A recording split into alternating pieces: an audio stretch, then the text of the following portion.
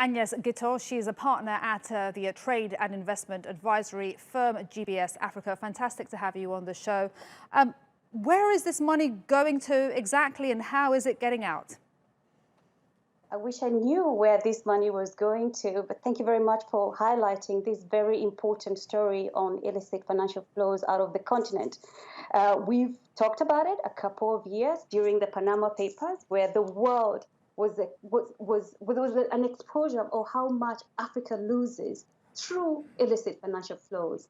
Mostly, the money is mostly through commercial and tax evasion. So corporations working in our continent, but mis-invoicing or underreporting so that they can take advantage of tax incentive and also get away from paying taxes to the continent where at least 90 or 100% of their production takes place. So yes, it is criminal, and I am glad that this report highlights what the continent continues to go through. And what do you think is the reaction then from international aid agencies and governments, overseas governments, giving money to Africa, given the fact that it's losing more in illegal financial flows than it receives in international aid? That's an incredible statistic.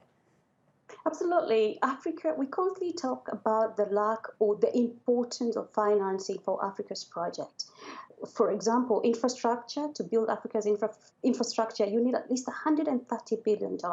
You need another $90 billion to electrify Africa, and much more for Africa's healthcare. So this report, of course, will bring African policymakers, the civil society, to try and seek global cooperation, because look, this money is leaving the continent into already developed economies. And because of lack of clear or regulatory framework, it means it's almost impossible for African governments to be able to track and retrieve these funds. And Agnes, what mechanisms are there in place at all to stop governments, countries doing this?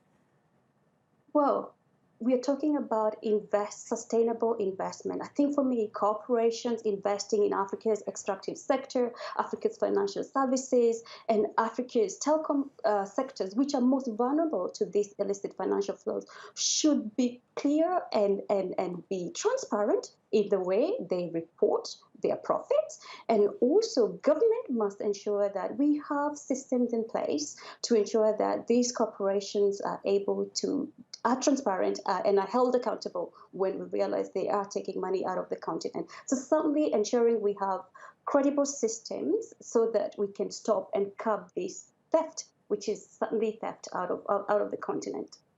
Agnes Gitau, thank you so much for speaking to us on the News Hour here on TRT World.